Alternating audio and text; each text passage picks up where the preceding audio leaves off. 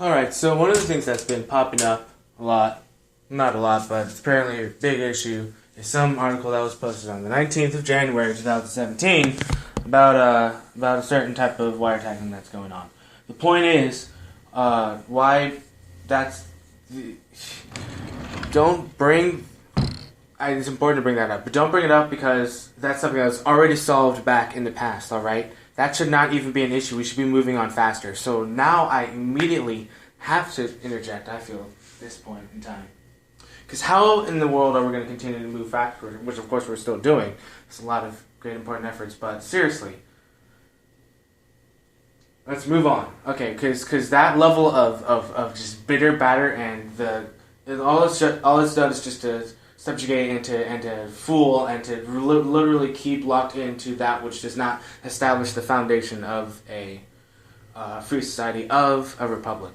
See, because it's just manipulation using all these nonsensical terms that type of interview was made and explained on CNN that one time. But you know what? I'm not even going to go with that anymore because that's just the great analogy of the major point, which is to direct it off of, which is Vault 7, which is very, very big and key and huge. And the main point of it is not the fact that we should figure out reasons to, our future is in danger because of this situation, and we want to point the finger at this guy. No. Pointing fingers doesn't work anymore, alright? That's the exact same thing that happened before in the past, which apparently we didn't learn from, but, I'm just trying to break it down a little bit clearer here. I say that because look what happened in what was all the pushing back in it was in the springtime for that Syrian war to go into Syria when most of the people didn't want it, and I think we actually weren't we just decided not to do it, but there was all this pointing, of course, for some reason in the spring. Let's figure out a reason to start. We don't need to, dude. It started from the fact of the matter that why in the world would we go into this area that was based off of a lie in 2001? So now we have to figure out solutions. Not figure out solutions. There are brilliant solutions that exist. Of course, it's important to get globalists and elitists, freaking big bankers off our backs who try to subjugate us, and that's been circumnavigated. But what we have to do as American people who have the power now, we have to be informed about history. We have to be informed about the importance of I say it's common sense, but it's the importance of not going to wars, all right, and not delving into a type of terrorist mentality. Now, what I mean by that is, there's a more simpler way to solve the solutions. In a sense, there are great analysts. Gentleman that was former Fox News host. I'm fairly certain just from that description you know exactly what I'm talking about. He was an analyst, a very good analyst, and he broke it down very well. And I don't mean to downplay him in that saying. But the point is it's that we can enter this next area not necessarily talking about history and just saying, okay, this is history and this is that and this is this and this is why it's happening now, and it's kind of like we have to be, not have to be, but we should be more, in a sense, enticing to lead. And it's very, very, very interesting that, we've got, in a sense, a major issue, but it's not really a major issue. Okay. It is a major issue about the occupation and the many deaths that happened in the past. The occupation of these countries that is unnecessary. What we can do, though, to provide a solution is intellectual economics, trade, fair trade, good trade.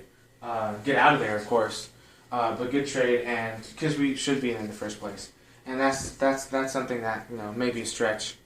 Who knows if anybody's willing to do that? But if we're willing to go there on war based off a lie, then maybe we can take responsibility and say, hey, we're going to help you based off the desire to be a good human being, or a good species. or just a good neighbor or a good country. Yeah, there's a lot of casualties on both sides at that time, but of course all of that could have been avoided when you don't have the exact kind of stuff that's happening from.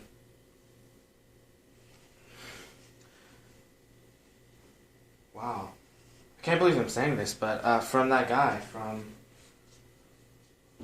Mr. I mean, just all this pointing finger stuff. I really, it's very, very lame. What I mean by that is, you can't.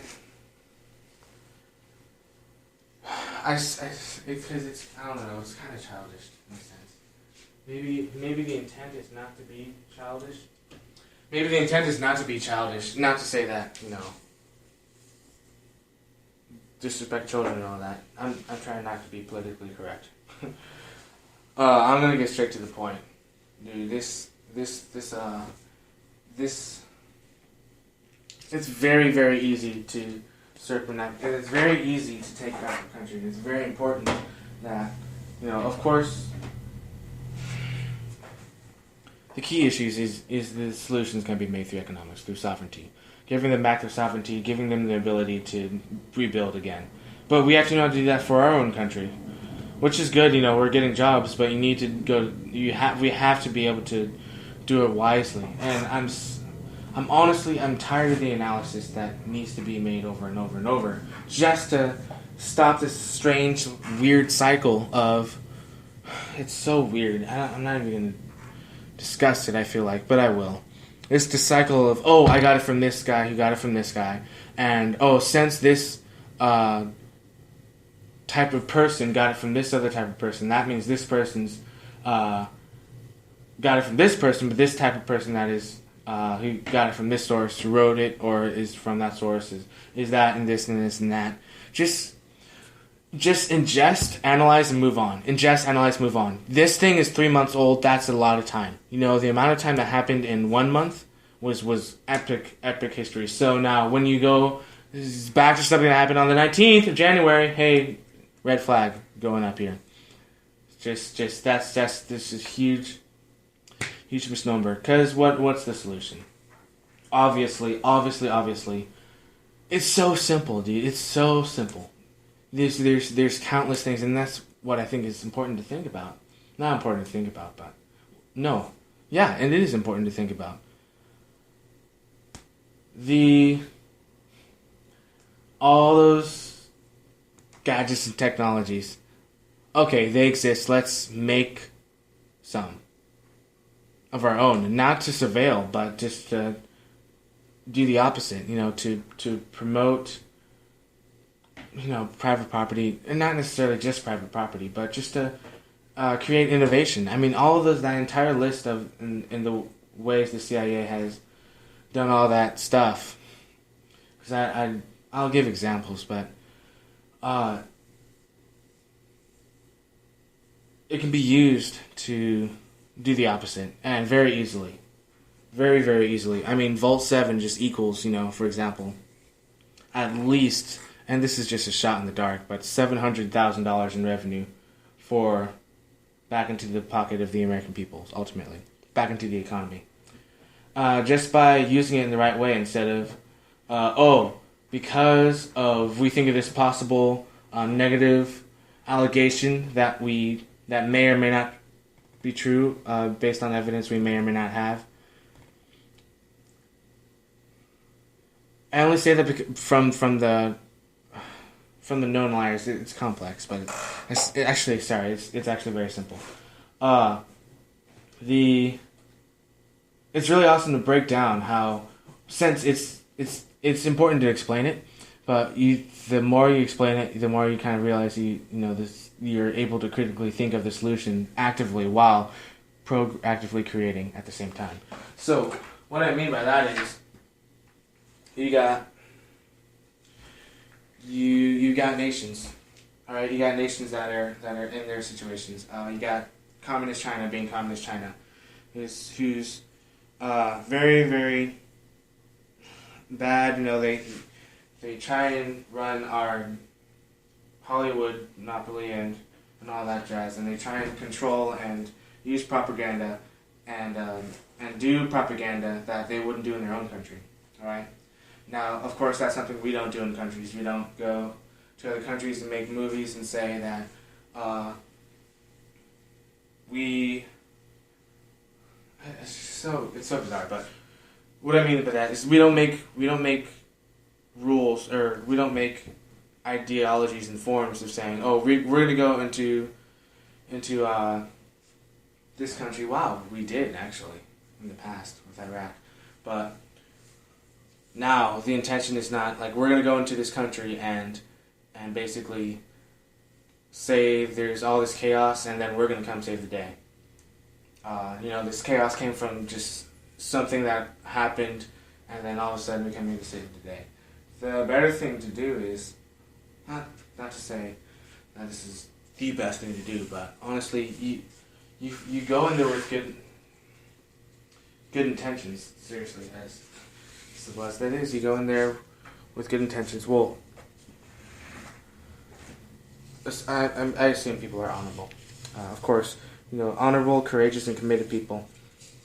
You go in there, you do the job, and you get it done. And you just look at the issues, and then you can solve them. Well, so what does that mean? So we got these border issues, and that has to do with history. We can protect our borders easily, and it's not necessarily just about making bigger weapons, better weapons. Once again, this is a more higherly consciousness required form of thinking, of clarity and peace and kind of understanding. But what I mean by that is based off of history, technology, future technologies, of course, those that have been revealed in Vault 7.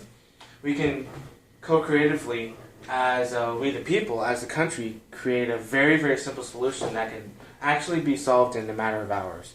So instead of discussing, and I'm glad I started this live broadcast here today on the 17th of March, it's very, very clear that it only takes a matter of, the entire solution to be solved in a matter of hours. The issues going on with worldwide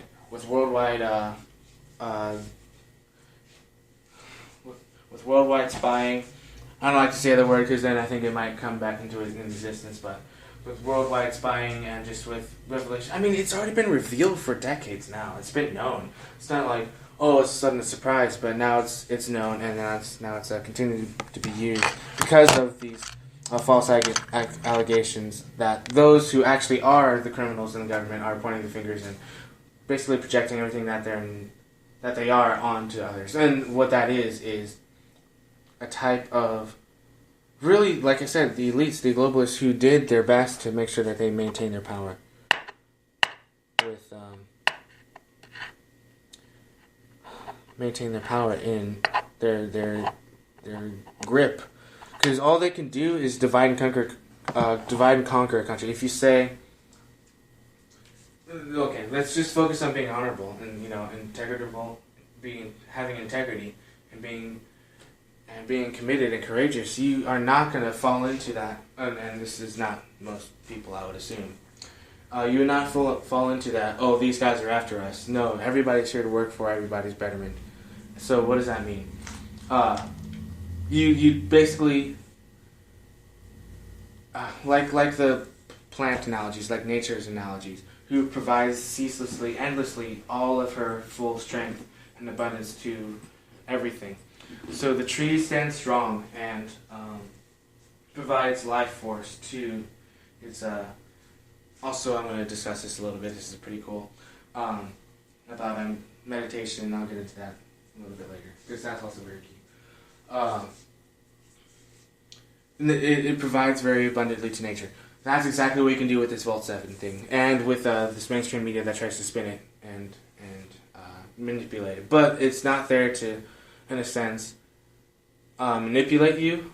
To the dumb listeners, is actually able to to speak to those that are empowered and to those that are awake, remember back here on this date, this is kind of what's going on. This is kind of the understanding of what may be an issue, but it's not a real major issue. The real issue is the fact that we, as a collective, have the ability to raise our consciousness, or have the responsibility at this point, because these warmongers want war, and war is not good. I mean, come on, look at you can't even not pay attention to it anymore. Look at what's happening look what's happening in North Korea, and it's very easy to stop it right here, stop it right now, and not have to just go down that path. It's actually very simple. That's the important things that we can do now that we're alive, and working on it all the time.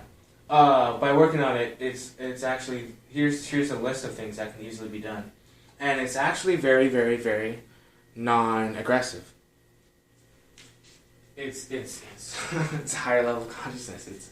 It's clarity. Anyway, it's like it's perfect time. So what's very key is economics.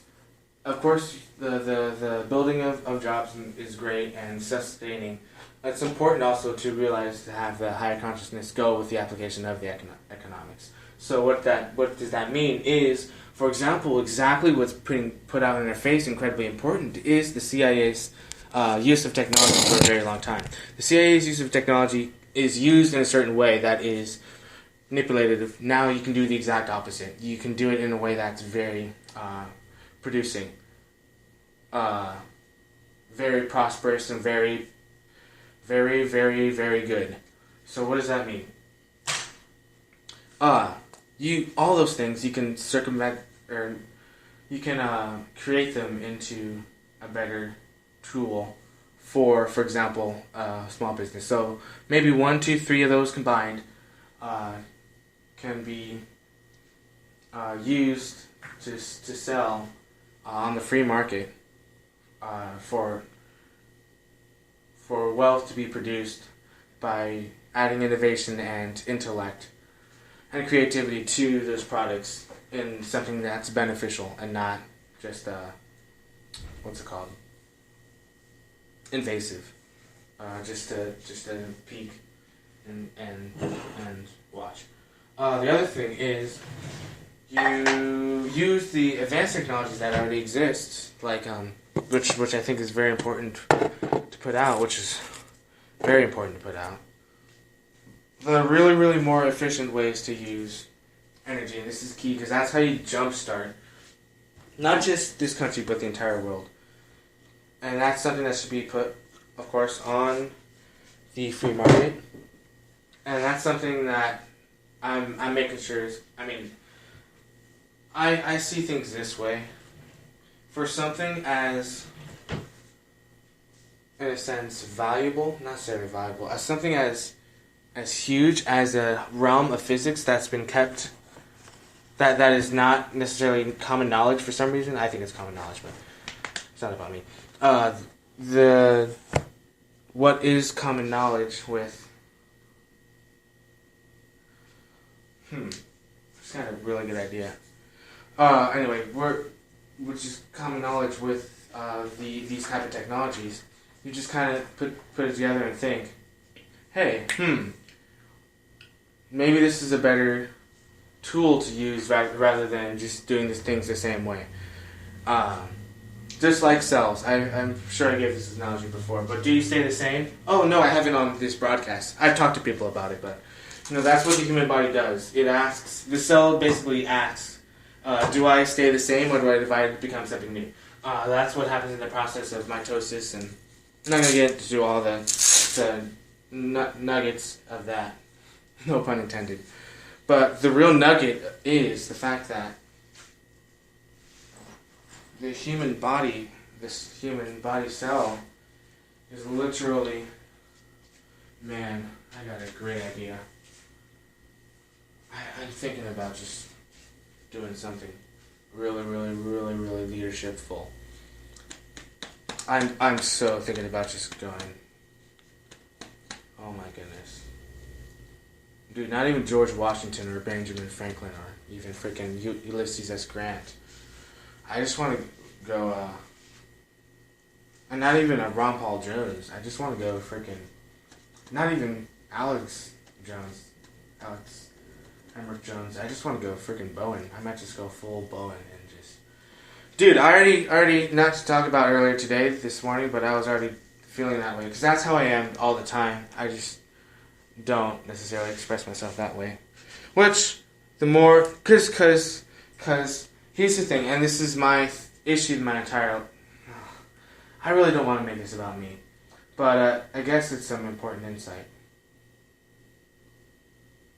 No, forget it, I'm not going to talk about me. Even though, insight, we can try to future clearly and wisely only when we know the path which has led to the present.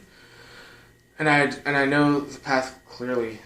Because, I don't know, I've researched a lot. Not that it's just about the research. I do a lot. I work a lot. I think a lot. I meditate a lot. I work out a lot. I am conscious of my health. I'm conscious of other health. I'm conscious of social environments. I'm conscious of living beings. I'm conscious of plant life. I'm conscious of insect life. I'm conscious of... And what that just means, I mean, it just sounds like I'm ranting, but I honestly, I think I'm just going to go full leader mode and just freaking start feeling, being myself.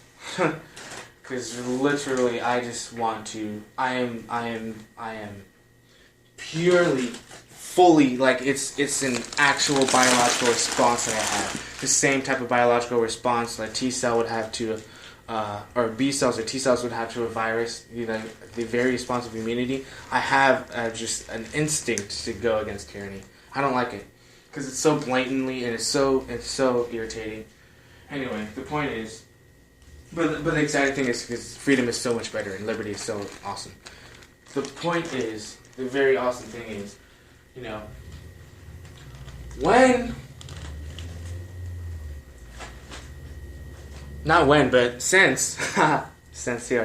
since these technologies can be used to provide so much prosperity, we become self-sufficient. That's the scenario that we're in.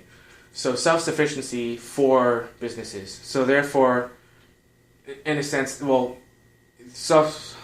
this, I don't like the progress step. We can just get the whole big package, which is what I'm focused on, getting the whole big package and doing it for free. So what you got? You got a restaurant. Restaurant needs energy. That energy is completely, you don't have to go on the grid for the energy. Actually, PPX does a very good job at that. I'm probably going to get that, and I definitely encourage that just for now. That's absolutely huge and monumental. Everybody should get that, I think, therefore I am. No, that's incredibly important. PPX, do it. But even better than that, of course, is the free energy devices. All of them. Over Unity, all that jazz.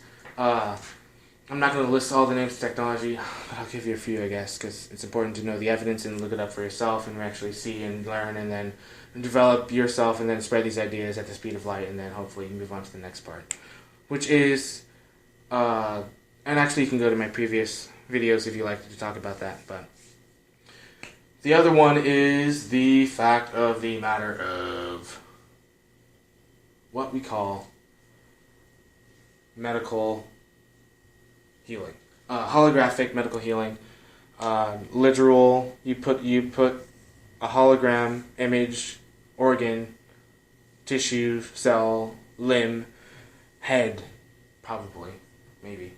Well, you can put your whole healing of a structure onto your body, and then it heals it, and very, very quickly, because your body thinks to keep growing, because it thinks to become that healthy organism. So like if your liver is just like absolutely just shot and just absolutely terrible, or you're having serious kidney problems, or your spleen isn't working as well as it should, you just put a holographic image in that area of a perfectly healthy, down to the cellular level, a perfectly healthy spleen. And then what happens is your cells move and create and divide to become that healthier, cleaner spleen. And then you have a better spleen, you have a better kidney, you have better lungs, you have a better circulatory system, digestive system, whatever. You get rid of cancer, tumor, leukemia, all those diseases. So much better than, and that doesn't cost that much. For example, just to put numbers out there, not that they really even matter, but because I mean I can honestly say most. Maybe that's true. Maybe I'm just unique in this endeavor. Maybe not. But most people don't do the things for money. They do it for the long lasting effect. I mean, but here's the fact of the matter, which is actually still a win-win. The MRI is you can make 10 of these holographic machines from the cost of the MRI, one MRI. So of course that in hospitals would be really great.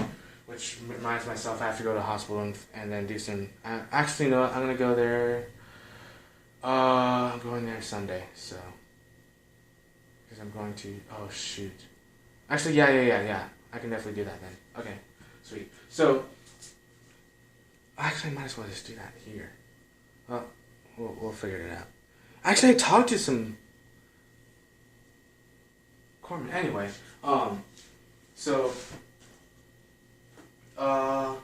Health. That's for health. And the other thing is technology, transportation. Yes, it's like the only thing that we have, it seems, is oil, and I'm not saying, oh, oil is bad, I'm Mr. Green, and I want to be, even though, no pun intended, we are very green today. But, seriously, it's like we're at this point. Oh my goodness, I want to go so full leader mode, dude. I want to just scream and shout. Alright. Dude, I give props to myself for the amount of patience I have. Oh my goodness. But this is not the time to be patient and be celebrating of my patience and brag about that. But I digress. It's very, very important that you can combine all these three things. What happens is that, for example, just how we have an allotment, in a sense, for we got to pay these bills. What I'm trying to do, what I'm doing is I'm basically putting together a package and then having that package just be, in a sense, dumped onto an area, onto a city, and I've talked to business owners. You talk to business owners, and they're like, yes, I want this. And I'm like, you know what, to be honest, I don't want to give this to you unless it's free. So I'm working on getting it to you for free. But what I also sometimes mention, I don't usually mention, is I want to combine this with the healing and the basically the masslessness objects. So you have a combination of limitless energy that you can supply to your establishment just based on the type of things that you like in that establishment, whether it be wine, clothing, or food, or whatever you sell. And then you combine it with the type of innovative uses that massless objects can provide to that. So you create an environment that is way more futuristic and advanced and just totally next level, alright? And I'm not going to limit your imagination there, but I'm just going to give you guys some ideas. Massless objects to a restaurant with lots of heavy items.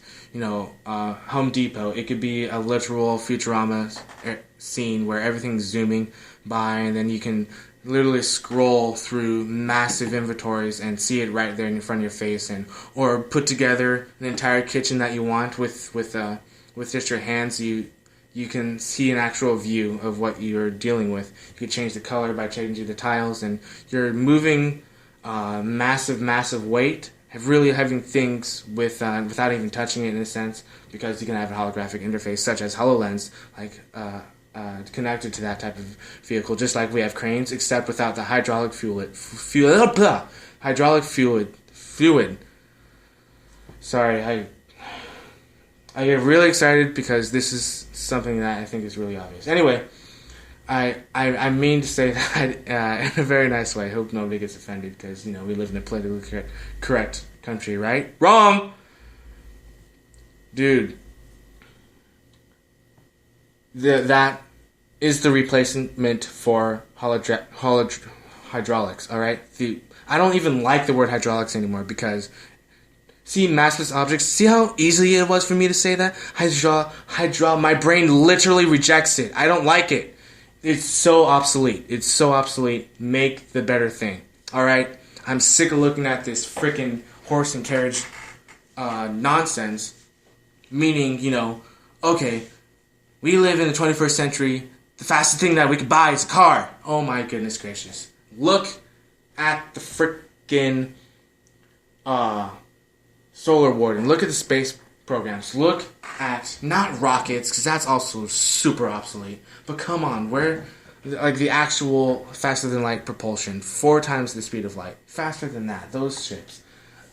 Anyway, I'm totally into that type of modification for free in establishment. Is that going to take away a lot of death, debt, depression, and degradation? Yes to all 4. So look at that, the 4 Ds. That's the only problems that we have. Oh, and I just crystallized it so easily. Death, debt, degradation, and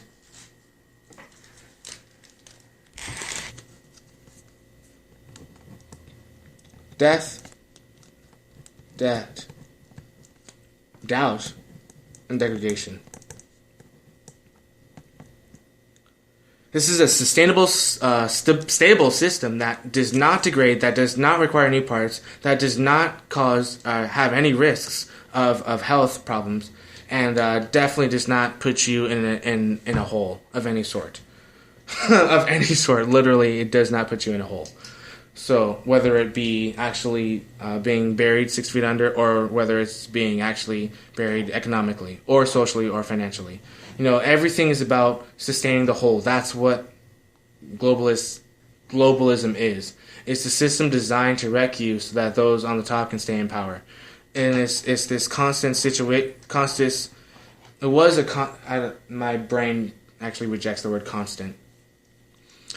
Because it literally just rejects it. I don't like the consistencies in history where there's always got to be someone on top with the power, not necessarily because what America was founded on, and this is me just beating the horse here, but what the history of America was founded on was we the people, in order to form a more perfect union, hereby ordain this U.S. Constitution to ourselves and our posterity, providing for the common defense with the amendments, and the power to the people with the 3 branches of government, which took a long time to really come up with during the Constitutional Convention, with Federalist Papers, and many major activities that are happening along that time with parties, and that seems to not even matter, because when you have the actual ability to really lead and all that jazz, you have a different environment.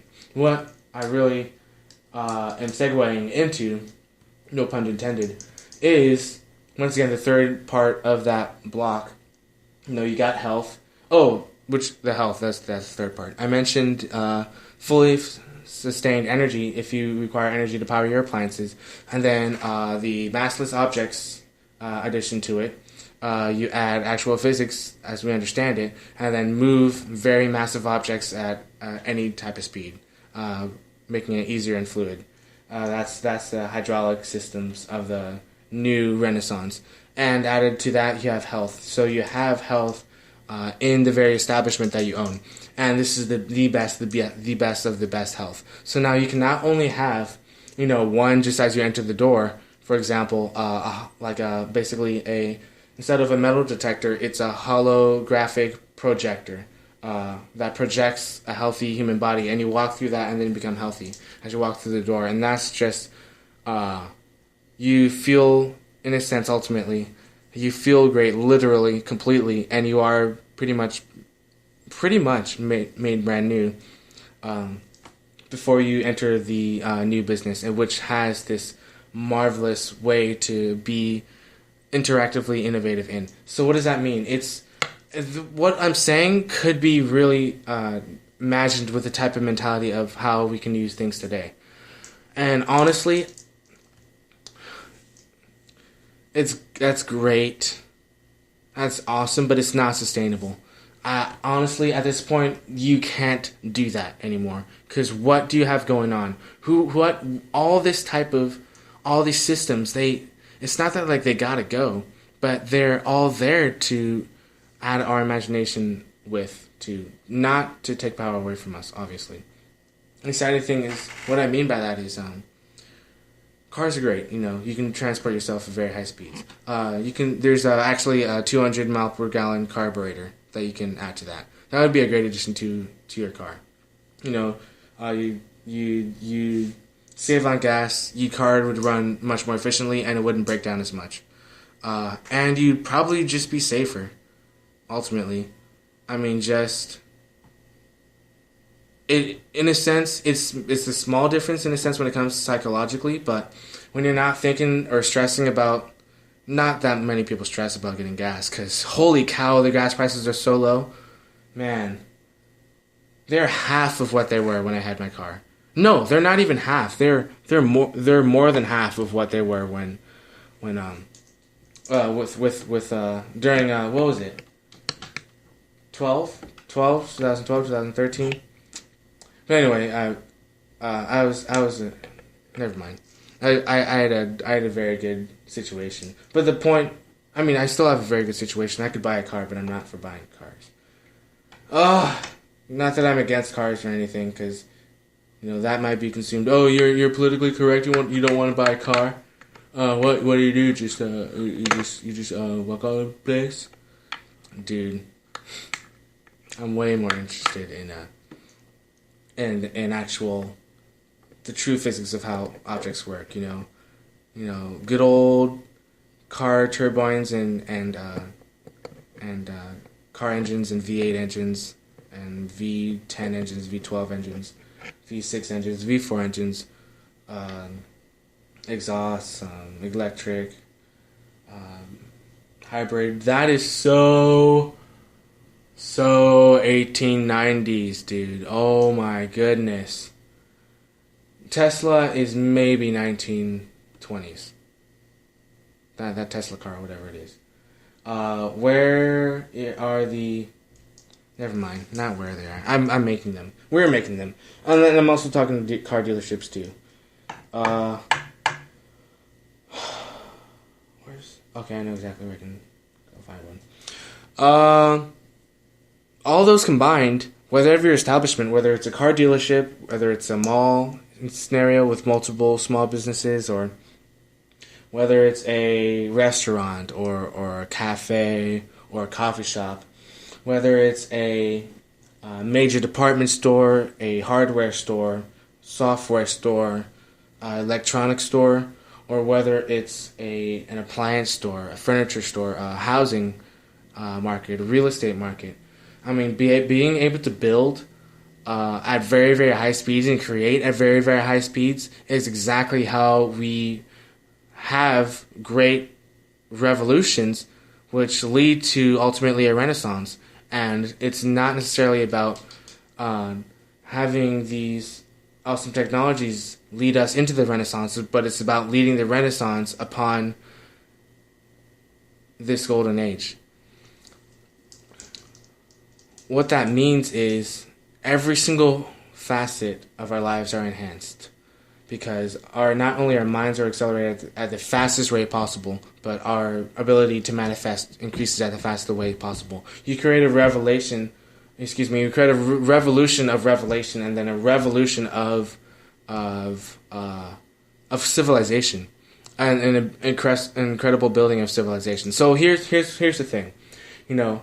You go to here's what you can basically do. Just think at the speed of a faster forming. You go to a hardware store. All right, you go to a hardware store. You pick out. You're going there to build a house. All right. So now, except this store, everything in the store. Let's say worst case scenario, which is still pretty awesome. It only has mass-lit objects. Actually, it has the mass-lit objects and it has the energy, just for efficiency's sake, for expeditedness. So these, you have basically you have anti-gravity devices for sake of explanation. You got anti-gravity devices attached to these things in the store. So you basically, what I would, I guess, picture is you have your screen, or pretty much a HoloLens. And so you have on the HoloLens, and you are building your house, but with the actual materials that are there. So you basically put together, it's made of wood, you literally build your house in front of you. You have pre-made sets, for example, you have your kitchen, you have your living room, your bedroom, you got a certain facilities that you want to add, a balcony, or you have a workout room, or a study, or a library. So you're building all those, you're putting those all together at the speed of massless objects, which is pretty much reducing the mass of the object to increase the propulsion rate, for example. That's just one of the uses, all right? There's many uses of what you can do to reduce mass, but for this scenario, we're using it for that case. So you ultimately, in this scenario, we're basically able to, or in this real life basically scenario, we are able to. So you add the furniture that you want to the kitchen. You scroll through like probably a huge screen. You pick your chairs. The actual chairs are there, already pre-made. You put them together in that kitchen, and then you set up your island of what you want on the island. Maybe the type of bowls, silverware, utensils. All of that is brought to you at the speed of massless objects at very high speeds. Just incredibly speed at whatever you move your fingers as, whatever. You also got, oh man, I'm just freaking, I gotta go full leader. Dude, I just start commanding stuff. Interesting. I just gotta do it. Actually it's not. So, You build your kitchen, all right? You build your refrigerator, you build your walk-in pantry, you build your stove exactly how you want it to look, whatever design you want it. You can make it circular, triangular, you can make it octagonal, you can make it freaking pear-shaped. Whatever you want to imagine it as, it can be created as that. And then it can go beyond that. Which is like fourth dimensional, if that makes sense, fifth dimensional actuaries, which actually is kind of ironic because we do live in the fifth dimension, if that makes sense. Anyway. See what I did there? So, anyway, the adding of all these, of this environment, you can modify it in a sense, ultimately the speed of creation. I mean, that's kind of what the wonderful thing is about life. So you do that. You use your imagination. You create this. Basically, well, in a sense, you use a HoloLens to help project and lead, and guide and direct. That's one of the tools that you can use. And then you have your kitchen. Now you build your whole entire house from scratch, and probably might take 5 minutes. So you build your kitchen, you build your living room, you build your bedrooms, you build it all, put it all together, and then you. Now here's the other thing, the other technology that I didn't, which I've always thought was not real, but it's actually real. Not thought wasn't real because you can't think something isn't real, which was another epiphany. I'm gonna come back to that. See, all the globalists try to do is make you think that there's something that isn't real when it actually is real because your imagination is limitless and you can't limit it. But they subvert it and say you should think this way, and therefore they try to have a war in your mind. When the actual war is to free yourself and be absolutely as free as possible and be in the spirit of God. Be God, be sovereign, be made in the image of God. And that's why obviously God wins. So, see, win-win. So, the great ability of this actually being real. So basically I was going to say this is the house. Okay, you build your whole house with the HoloLens. So now the other thing is that you can do is how do I describe this? You know how in Harry Potter they would have tents, but when you went inside the tent, it was actually a lot more spacious. That's a real thing. So you put that in your house, and now you can, when you, in a sense, open the door, it opens there's more mass. Oh, it's actually the same thing, the same form of physics. There's more mass in a small amount of space, but it's still the same thing. It's still the same object. It's still the same. Still the same amount of creation that you did. So, like, you open the door and what you expect to see, it's just a tent, maybe something enough to fit a sleeping bag in a there's an actual name for it. I'm gonna make sure I know that, but it looks like there's only enough space for a sleeping bag and maybe a lantern. But so that size house, it looks like you only have enough room for maybe 3 bedrooms, but then when you go inside, it's an actual 15-bedroom mansion. So that is the actual reality of what you can live in. But what the globalists want you to think is that you're supposed to give them money, give them your power to buy some type of scarce object, scarcity, or not scarcity, that's a good word, but make you buy this thing because that's the only thing that you can buy. You can only buy something that was there before. And the only things that are there before are stuff that they say they own you with. Like, we don't, and that's a kind of another topic, but we do owe, in a sense of what we know, we owe things to people, but we don't really. Because, honestly, the I don't know how else to call it, the Babylonian money magic, I mean, it's got weird names. If you research this enough and you really just witness the globalists and what they do in terms of subverting things, the elitists have done for decades, and they've tried to do it for hundreds of years. It's like they have all this power and they want to keep it, and they say that you have power by them siphoning off more ways to control you. So, you're not empowered when you go buy a house. I mean, you are, but you can, once again, that situation that I just described is what I'm going to provide to the free market for free. So, see, that's so much better than any type of goal. And guess what? They cannot compete with that. They cannot. Like, think about that. It's not about competition, of course, but it's like, it's a win-win for well, actually, that's the main point. It's a win-win for everybody. Anyway, because guess what? Money's obsolete, and that's what George Soros wants to keep, and that's what. Anyway, the main point is that we're moving on. That is one house. All right, so now you can do that to establishments too. You can make them really, really huge, really, really big, in a sense, without necessarily taking up space. I'm pretty sure the Agarthans would be able to describe this pretty well. Or the Andromedans would be able to, and that's one wonderful thing too. We're going to be, we're building basically a galactic society for multiple beings to live in, which they're probably already here. In a sense, we just got to, which honestly I take responsibility for. I really do. I take responsibility for planet Earth, which I have for a long time, because I represent planet Earth.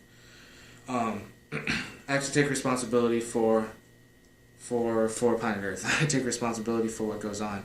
And honestly, it's, when someone else fails, it's not my fault, of course. Because I'm not going to take the blame for someone else's failure, in a sense. But I still, in a sense, feel responsible, if that makes sense. I put it this way, it's not my, for example, if I had, this is a kind of a weird example, but it's kind of cool. If I had it's like my child, he can't climb on the monkey bars, he just hasn't figured out the coordination yet. So it takes him about 3 tries to, he tries to swing for the next bar and he misses, he falls, gets back up again, so tries again for the second bar and misses, and then 3rd time he's able to do it. Not that it takes 3 times. In a sense, it's special because it's very, very unique situation, which is why life is so beautiful. because this is such a beautiful process. Not that it's a process, but it's such a beautiful acceleration of evolution that it's literally, it's basically kind of, mind blowing.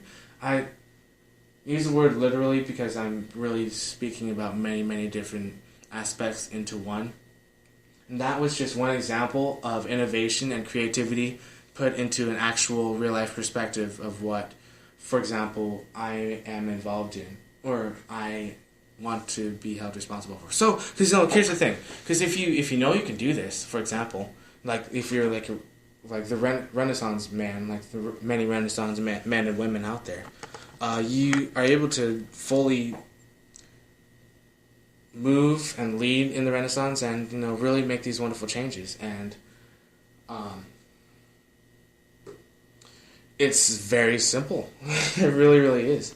It's actually quite simple. And that's just a combination of, the health and and this is an incredible, really exciting thing to talk about. So I'm going to give the next greatest actual solution, which is actually very, very good to be worldwide. So now imagine, realistically, because that's very, very real. Put that situation in countries that are third world or second world nations, second world countries. They'd be flourishing. Like, normally we would say things don't happen overnight, but in this case, this scenario, there would be massive, overwhelming change of positivity and prosperity and renaissance pretty much overnight. They wouldn't be, just think about it. Like, how imaginative and creative are the young children? Now, have them use their imagination to create something with the HoloLens combined with massless objects. So now you're building at the speed of, oh my goodness, how many kids love to play with Legos and build Bionicles and build train sets and build ships and bottles and origami and build build cars or play with train sets or just like to build and create stuff. All of those kids, basically freely given to them, have the ability to create a market. No, it's not even that. It's not even what's it called? I can't give an analogy. I don't mean this to be insulting, of course, but because I'm trying not to be politically correct because we don't need to be politically correct anymore. But you're basically you literally have the ability to create at the speed of Sims. Even Sims, unless you click like Rosebud, I think. So weird how I still know that. Oh my god. You click Rosebud a bunch of times, then you get like $1,000 or like $5,000, and then you just. Anyway, I'm digressing. I can't believe I still know that. I used to play The Sims a lot. So you can, Wow, that was a very cool epiphany. I kind of just had. Explains a lot about me, probably a little bit about our generation in a positive way, of course. We like to build things because we know we're able to build things with our mind. So what does that mean? Oh, that's such a great compliment. I'm going to start doing that. Let's start doing that. We're doing it right now. Anyway, building at the speed of Sims, except we're building faster than the speed of Sims. So what you got,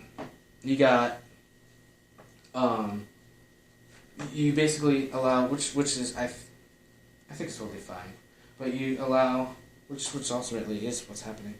You allow children to basically build these stuff, and so they're involved in building other civilizations as well as those countries as well. Like no offense to Guatemala, but for example, Guatemala, you build those places. So I want to add the actual great example.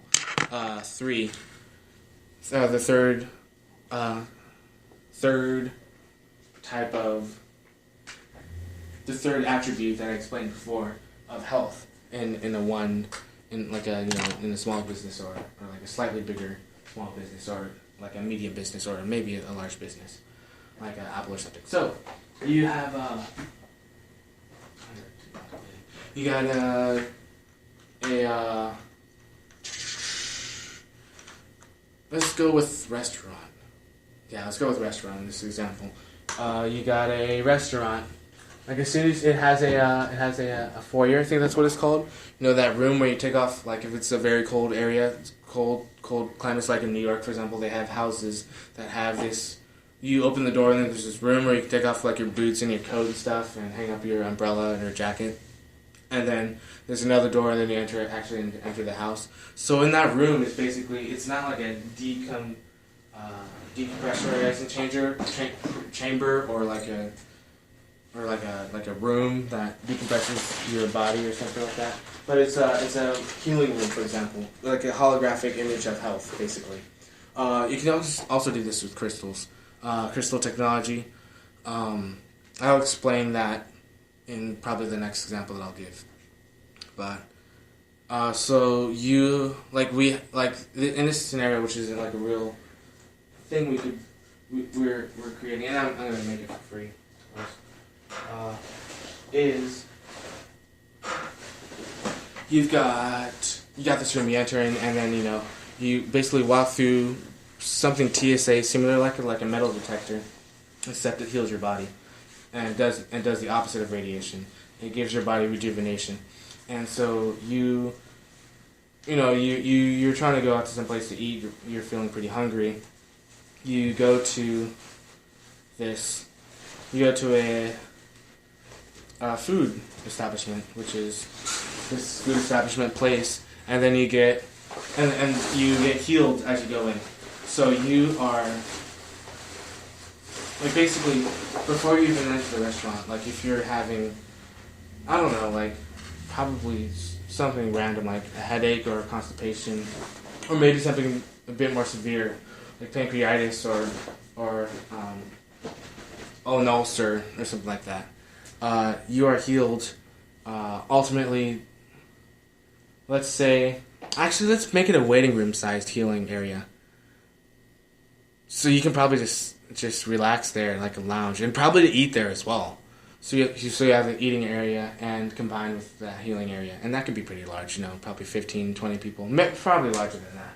Anyway, you got this healing environment, and then you add certain wonderful things to it. You add, maybe some music, maybe a little bit of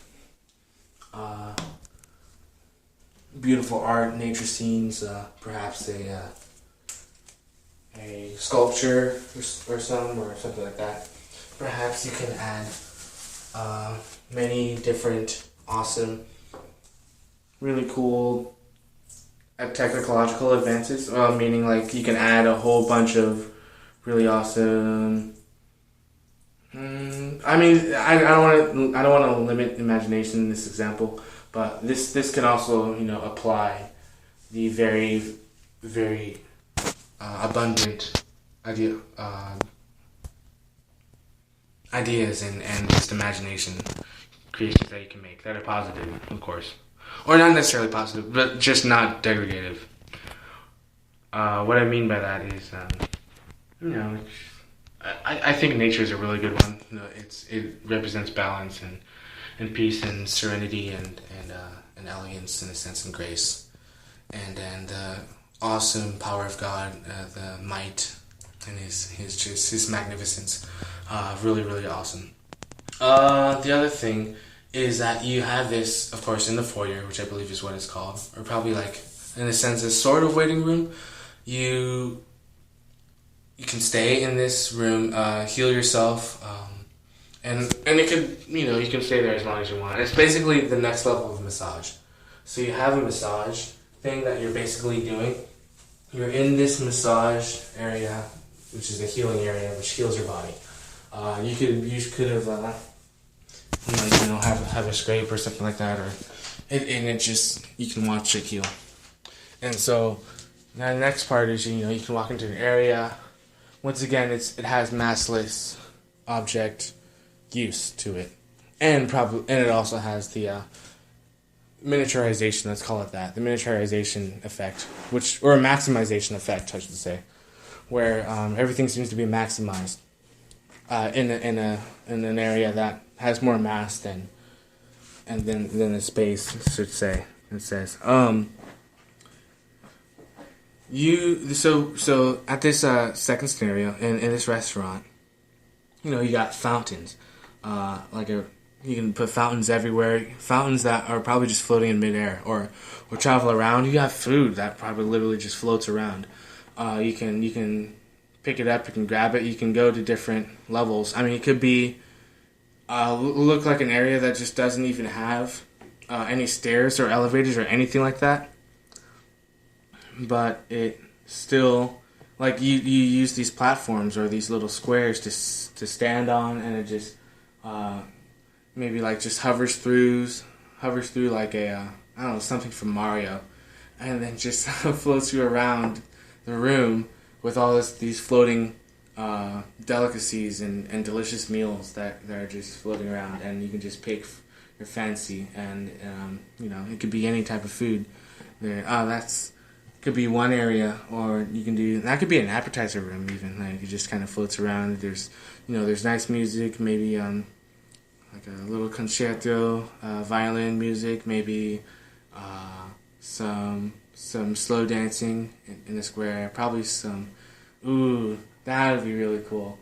A artificial gravity platform that just kind of floats around. So as like you're floating out of the room, the actual floor that you're standing on is moving and floating, like something out of Harry Potter, kind of where the stairs move like that. That's an actual type of technology when it looks like you're walking on the side of the wall or upside down. And, it's just the gravity is put onto that which you're walking on, in a sense. The other wonderful thing is that with the ability to be on that thing, I mean, it might be disorienting at first, but just like how roller coasters are maybe disorienting, but they're really, really fun. And so now you develop maybe whole new styles of dancing and whole new cultures of dance and music because of this new technology that it can be used to kind of coalesce with. So we have this new form of transportation. Transportation inside the restaurant, and that could be like an appetizer area. That's just like an example. Then you can go to like the main area, like the main course area, and you got probably I'm first thing I think of is like a massive feast table, just a massive table where it's gosh, what is neat with Harry Potter? You got a real large table, and it's got all sorts of food on it, and the food can be delivered once again by these objects. It can be by the master's objects, or you can once again choose from like a bar looking area, and then you just see, I don't know, it might be like a literal wall of food perhaps, and then you choose from. It might be that kind of interesting, but perhaps in more unique ways you can use it for, not necessarily for the food, but for the furniture and for the furnishings.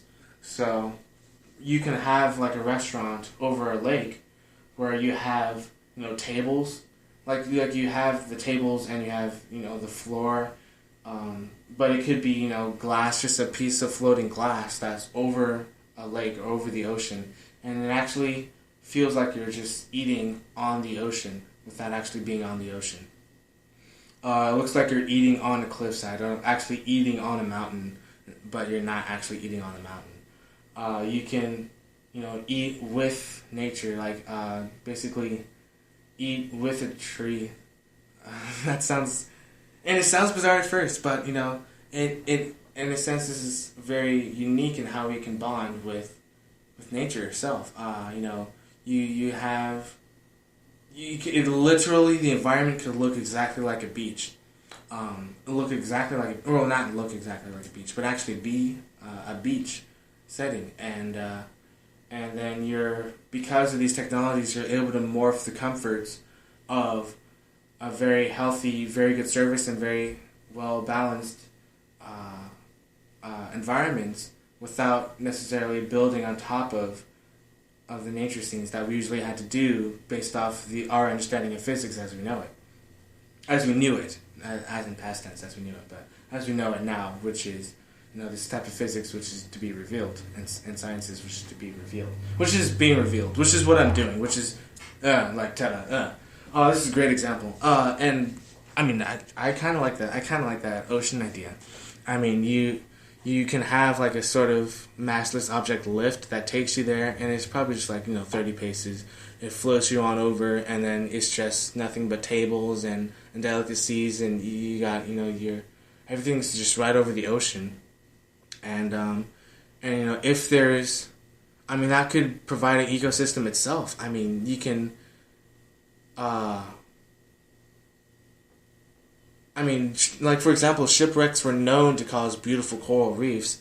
Perhaps no food can be wasted, and if there is food that you can't use again, it could be tossed into the ocean and feed the animals and feed the ecosystem. That's a very, very interesting idea, but it would be definitely a win-win.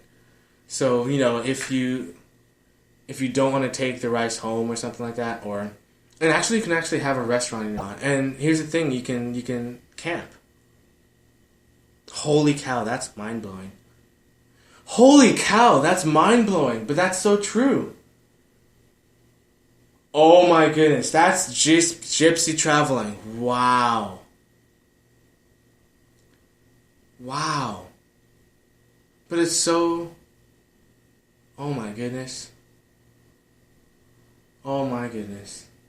Thank God. Oh my goodness. Oh my God. But yeah, think about it. It's, oh my God. It's a 21st century RV. Holy cow. Oh my goodness. I can, it's just now hitting me how really how just absolutely renaissanceistic that really is. Like it's hitting me. It's like really, really hitting like, oh my God. This is so big. This is so magical. Oh gosh. It's almost like it's so beautiful. It's like there's only so much I can take. Because I would just, I think it's so crazy, but I think if God were to truly show his true might, we wouldn't be able to necessarily comprehend it. I mean, he's huge, and it's like, oh, we have the ability to be with him and work with him, and and he lives inside of us, and oh gosh, that's so cool. I mean, that's it. Like you can literally be there and then travel to the next location. So you can open up a 2,000 square foot restaurant, and none of it has to be built with pillars or cement or with bricks or with what we usually use to create things.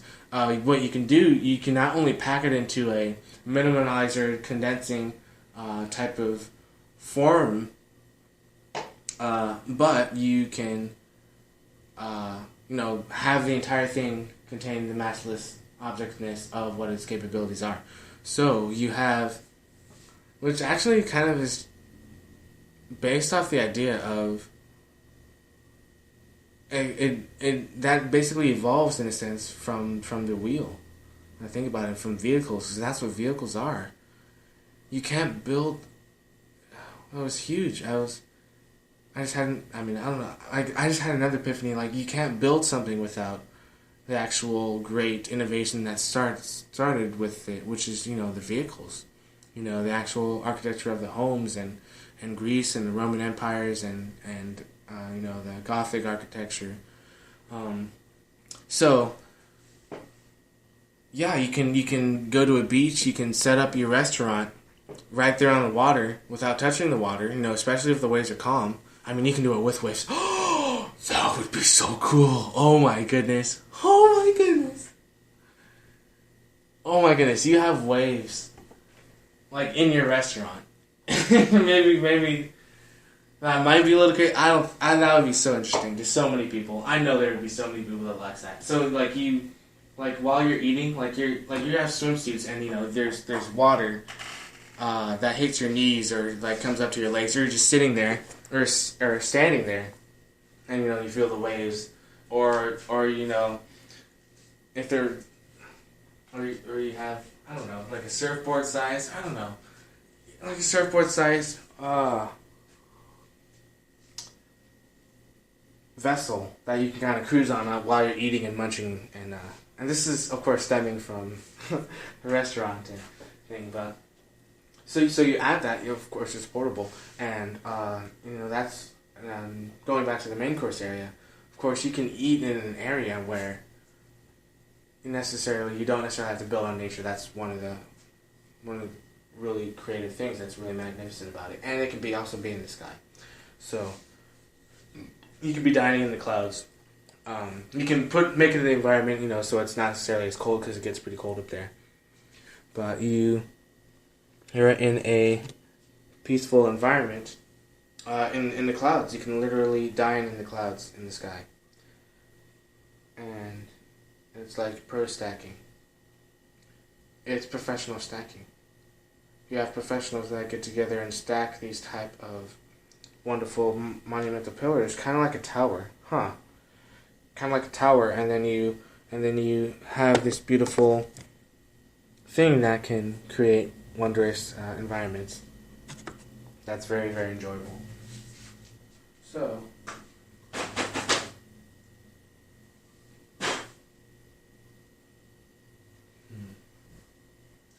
So just as the analogy of how ants build, and when one ant stands up, they all stand up.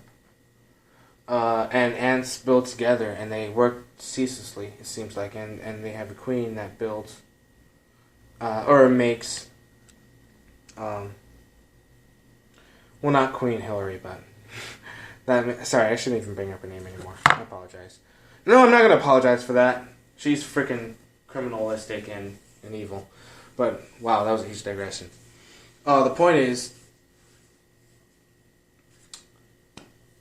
everybody can move into this next area. So, that was massless object additions to the wonderful, beautiful uses of what could be a restaurant.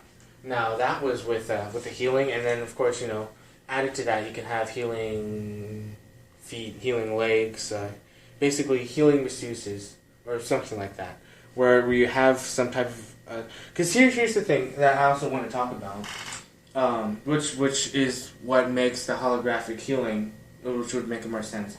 Mother Nature is a natural healing healer. She, in a sense, God provides sustenance to trees and provides life to all of her life. Like human beings, in a sense, all of her life we're herself. We make up her. We're all of Gaia's counterparts, and we all move around as cells to do different things and stuff like that. So, ultimately, in a sense, we are involved in healing her, because we're always healing the body, or healing Mother Earth. So where was I going with that? Where I was going with that was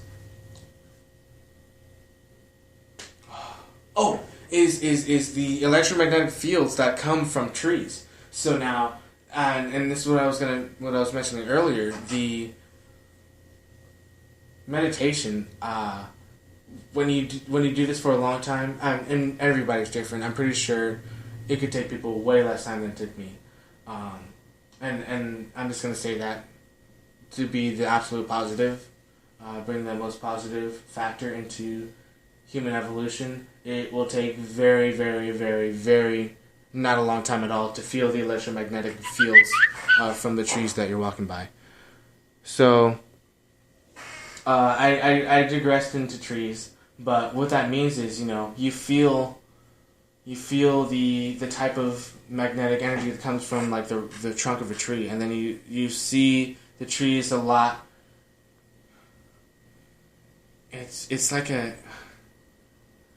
it's a very, very interesting healing force. Like if you stand next to it, it'll heal you. Like my legs were being healed from the tree. Like I was standing on its roots, and like one foot was on a root, just to feel it. Like one foot was on the root and the other foot was not on the root. I couldn't. I don't know how to describe it because it took me a while to meditate to get to this point, but. I wasn't using my legs. I couldn't feel my legs in a sense. They were being supported by something else.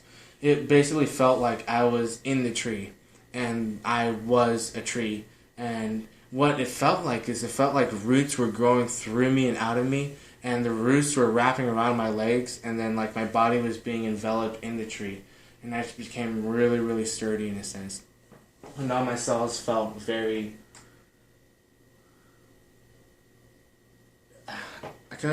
It felt like, in a sense, like water. It's very hard to describe. It felt like water. It felt like cool, running water. But it also felt like... It felt like a sturdy wood. Like it felt like... It felt like life. I don't know. It felt like a tree. Like, that's how a tree feels like. It's like, it feels... Like, trees are, like, always breathing and inhaling and exhaling, just being magnificent. And it felt so alive. I mean... I could feel the tree moving me. But the point is, what this is about is necessarily how important it is to really be aware that the wonderful force of that which is God's creation, one of the most magnificent things here on earth, has been here for a very long time, supporting us and watching us be here, has witnessed everything, every single, and knows the truth. You can't lie to a tree, to be honest. You can't. It becomes like it knows. It knows. Like it just is. So like when you cut off a limb of a tree, does it move? Does it even budge? It continues growing. That's all it does, in a sense, and it does more than that, of course. And that's one of the things. And you can read it at Tree Talk, but I digressed. The point. Well, I didn't digress. What I meant to go from that is the fact that the truth of the matter, what is solid, it's honestly a constant growing process. And every single form of what attaches to that tree is, in a sense, responsible and doesn't think like, oh, I'm responsible for these plants because I'm Mr. Tree.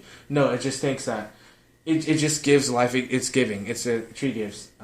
That book, The Giving Tree, just randomly popped up in my mind. But it has, ants, sometimes beehives, tons of squirrels, and even, you really, really become in tune with that because in your heart center, in a sense, in your whole entire body, your body is a vibrational thing, just like trees, and life is vibrational. Everything's vibrational. Everything vibrates. So it's, once again, there isn't. That's like I just right there in that statement, just being absolutely real with physics. And the law of physics is, which actually stems from the law of consciousness. Wait, not stems. Branches? No, maybe is kind of underneath. The law of consciousness is, or the law of physics is encompassed in the law of consciousness, if that makes sense. So, what I'm saying is, everything vibrates, and that's well known. It totally eliminates the left and the right, or the up and the down, or the Republican and the Democrat, or the Russian and the American, or the communist and the socialist, and the free market and the capitalist, and all that stuff is kind of thrown out the window because it's not necessarily like disregarded, because of course the parasite that the sequoia tree has to deal with, it still just tries to heal itself from that parasite of the wasp, but the wasp is still an important part. What I'm just saying is, I'm giving these wonderful analogies because nature is full of them and literally tells us exactly what's going on all the time in our lives if we just watch, if we just listen, and if we just know and have discernment and really are just clear and obvious about what's truly happening, because that's what it's gotten down to. So you have basically the ability to grow like a tree and doesn't necessarily ever stop growing. Then you have the parallel in the sense where you have trees that live to be hundreds of thousands of years old, and those trees are like they just reach miles and miles and miles high into the sky. So I'm gonna drink some water. So, oh, you know what? I'm gonna drink this. A little bit of a plug here. I really am very health conscious. Or just, I love to be healthy because my body likes it and it thanks me all the time. I'm full of so much energy. So what I'm taking is this. It's literally, it's the weirdest thing to describe, or the weirdest feeling I could ever experience. But this green algae, it's where did it go? This green algae is very tasty, very good for you. I had some this morning, or like I just drink it in the morning, and then I feel like I just been. It's like refreshing. It's like being woken up. It's like I ingested like very healthy water. And it just feels really good, and it's like you get a boost of energy, and algae is very good for you.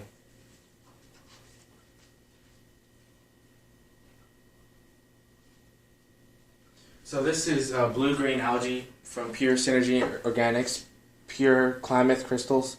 They're fresh, pure, and simple from the Synergy company. It's basically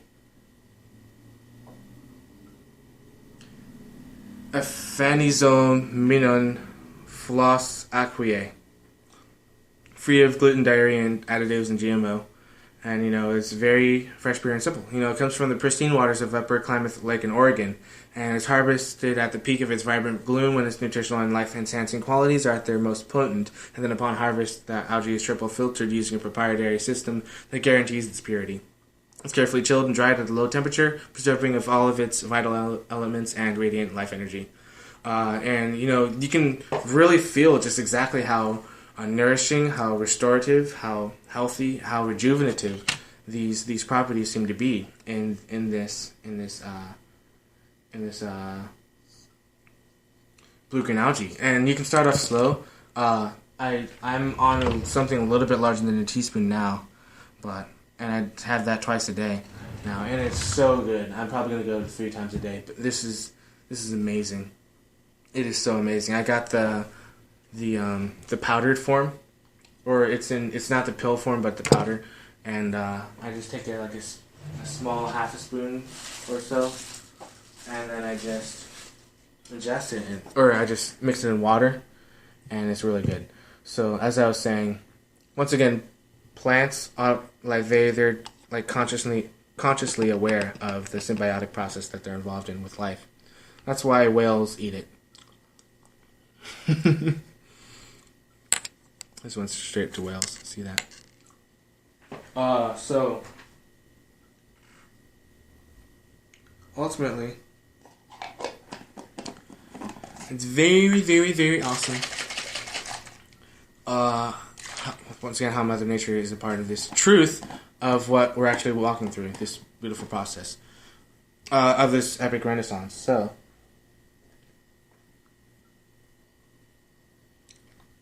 oh, that is so good. It tastes good too. That's a part of the wonderful, beautiful, symbiotic relationship that we have, which is always beneficial, always beautiful, and always just endlessly wondrous. So, the key amazing co-creative thing about this is now we can imagine what it's like to truly be alive. The irony in that. And it's, of course, we're already living.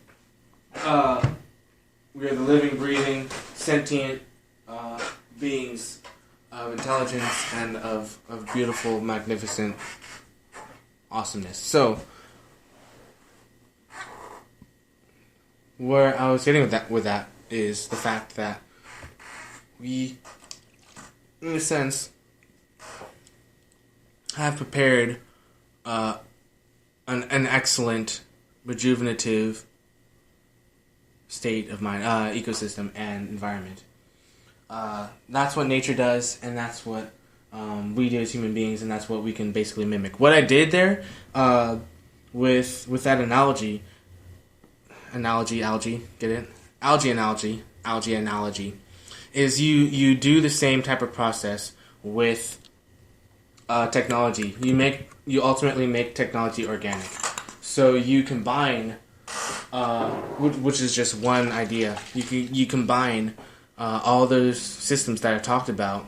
In a sense, you can combine it in like its own biological system, and all this system works together and they work fluidly, and you don't have to replace it. See, that's a wonderful thing about the human body, because that is a great example. It's known to heal itself. It really is known to do that. So.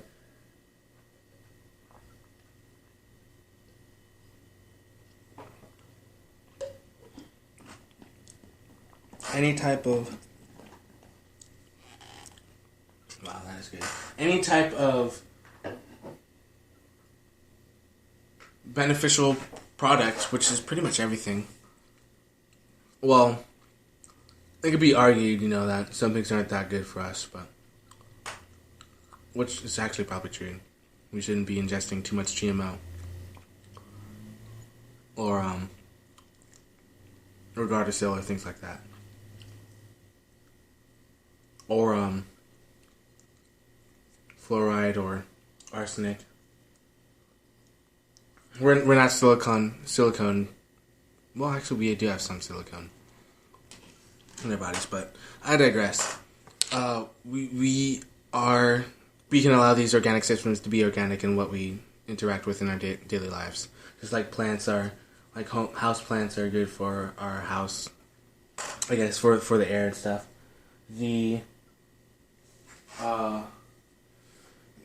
processes that I described can be beautifully morphed into everyday living.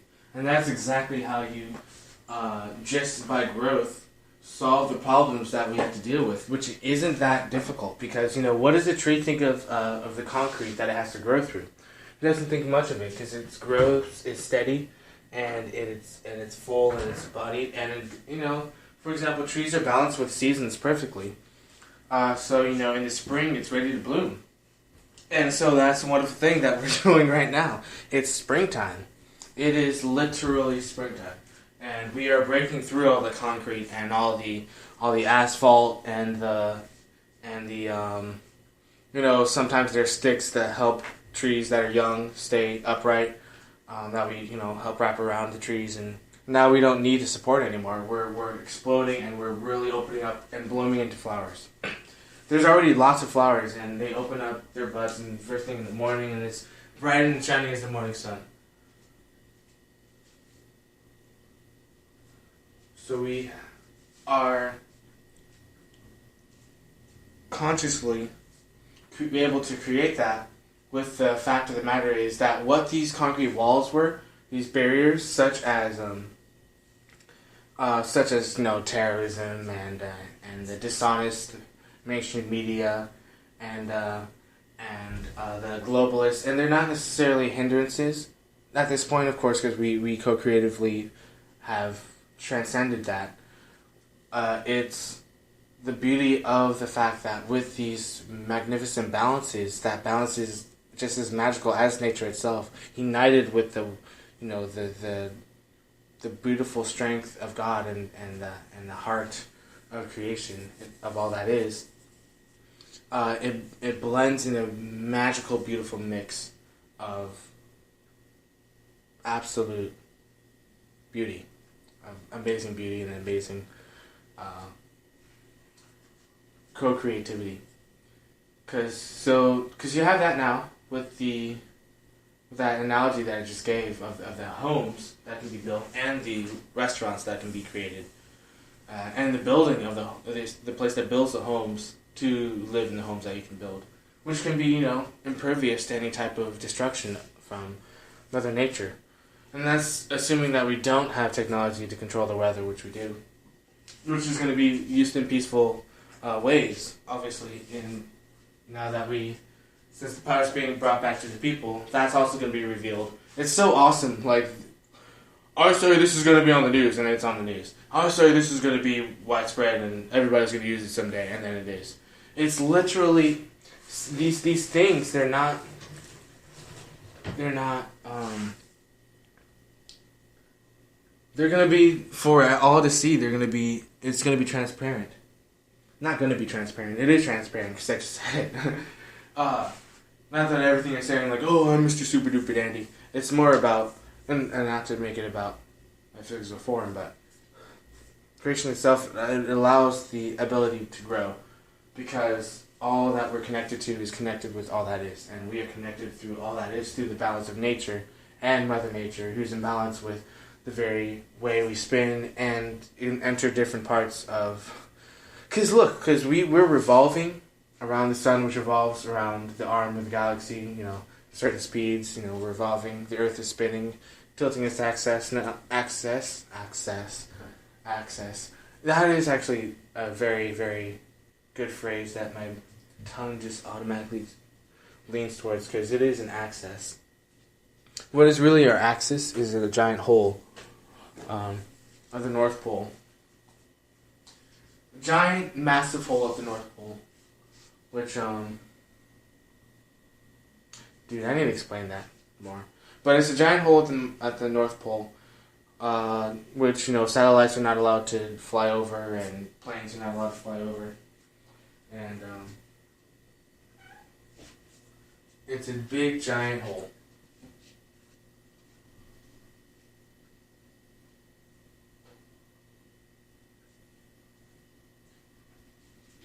And what's in that hole is Earth, is a part of Earth, is.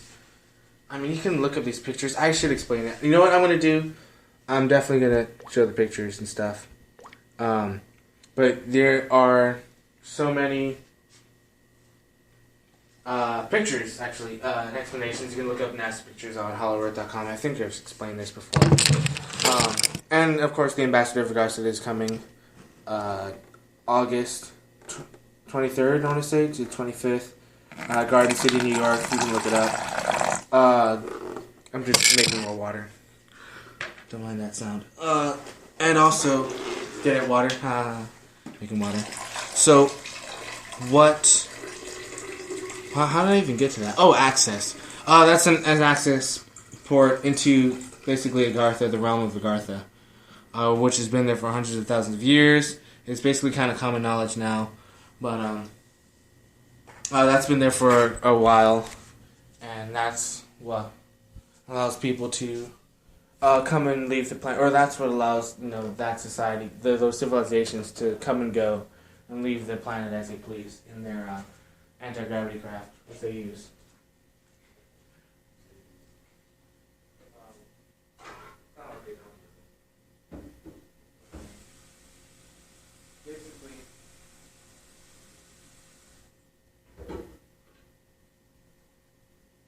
And I love to describe it because it's very, very crystal clear. No pun intended. But it's very crystal clear as to the type of, in a sense, more elevated and higher standard of living that they have, which is above everybody here on planet Earth. On the surface world. Not that, once again, not in like a competition-like mindset, but more in a, wow, like, they're so advanced, they just perfected what their balance of their imagination is for their culture. Their culture and their sciences are thousands of years ahead of ours, and that's where the Ascended Master in the land of Arianni, Arianni, said, "Ooh, that's a good name." So anyway, that is what that very, very beautiful place that is so beautiful. Admiral Byrd can barely describe it. It was just so inspiring, which is awesome because that's what we do in this Renaissance with the ideas that it made. Of course, they have that Shambhala is a great example of the galactic society, as I mentioned before. It's good to explain it, just like you can Like, what's Los Angeles like? You know, Los Angeles has these buildings. It's got a really good concert hall, and I've been to this downtown restaurant. It's really, really good. The traffic. I mean, you can describe it just like that, and that's. I know. Well, I probably know Los Angeles a little bit better than I know Shambhala, but Shambhala's got crystal cities. It's got like everything's made of crystal and gold, or a mixture of the both. They have golden things to walk, or they have electromagnetic vehicles that hover just a few inches above the ground, and they don't necessarily have to ever walk on Mother Nature. They're really, really in tune with Mother Nature, and they ask of her fruits and her vegetables before they take of them from her, and then and they have lots of people. Children are very, very special in that culture. In their cities, in their civilization, they live to be very, very old, from anywhere from 400, 500, 600 years old to like 2,000 to 500,000 years old, and somewhere even older. And they look they're perfectly healthy. Average height is about 12 feet. They're gigantic compared to us. Olaf Jensen explains that a lot. They have a very, very fun way of dealing with food, dealing with how they eat their food. The food is huge, very, very, very massive. Their fruit, their grapes, their grape clusters are about 4 to 5 feet long. The grapes are the size of an orange, and it's just the sweetest, most delicious thing that, as Admiral Byrd described, or maybe it was Olaf Jensen, or both, described that they ever bitten into, and they have just wonderful, wonderful food. They have spacecraft and spaceports, and their spacecraft travel transdimensionally. Way faster than the speed of light. That's how they get to other solar systems very quickly. There is a lot of plant life, and there's a lot of life that's there. Oh, it's just so much life. Their trees are massive. They're 10,000, anywhere from like the tens of thousands of years old to hundreds of thousands of years old, and they just reach up miles and miles into the sky. You just keep looking up. You can't even see the top. Like with giant sequoias, redwoods look like shrubberies to these trees, because they just keep growing. The Pocahontas song. If you cut down the sycamore, then you'll never know how high it grows, and that's kind of what the huge digression, not a digression, but it actually ties into what's going on here. That's what kind of mainstream media, that's what the globalists want to do. They just want to cut it off. They just want to say this is how high it goes. And it doesn't go any higher. There's no way to know how high it goes, because this is what reality is. We subject it. We say this is what it is. You subscribe to it. And if you're smarter and intelligent, we would ban you and try to call you fake, and then try to subvert the narrative and basically attack you and try to do whatever it takes to make sure that we manipulate. That is what and I say this past tense, that was what the previous agenda of CNN and of these major criminals were, because they thought they just they could control and manipulate the masses, and they just thought they can fool human beings into believing that they are the absolute speakers of reality. And David Knight, Alex Jones do a great job breaking that down. So does Roger Stone, and many, many other individuals as well. Melly Weaver breaks down a lot of social and health issues that go on and crystallize it very, very well in person. But all of those, they're reporters. They go in person, and also so does a Drudge Report, which really, really brings all the main articles. Well, not all the main ones, but puts them all together. It's very, very great, and Drudge has been Drudge has been, very, very key and really informing people. I've been reading Drudge for years. But anyway, Breitbart's pretty cool. But what's really, really amazing also is, Michael Savage. Don't get him started on George Soros or Nancy Pelosi. but still.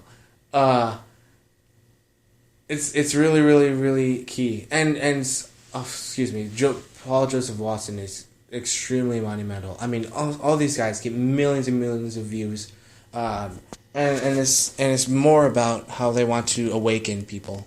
Red pilling. That's what Paul Joseph Watson coined the term of. Well, maybe he didn't, but the phrase or the thing. Red pilling, the younger generations, and it's very, very key because it's just kind of an awakening to the manipulation that has been going on, but hasn't really been going on for. The point is, anyway, bring it back to the beautifulness of reality. Is we can. What's really cool is we can just go ahead and straight unite, but we can build. Imagine how cool that is. You build a Lego house. For your parents. And you're a young kid and you like it, and you say, look at this. So now we're able to build from the magnificence of God with the magnificence of God, in tune with the magnificence of God, the creator of all that is. And we are able to do it, in a sense, peacefully, prosperously, and with everything. It's a very beautiful, advanced way of living. It's like, and here's the thing: there's so much abundance with it too. So how Agartha, is a very great model of a galactic society.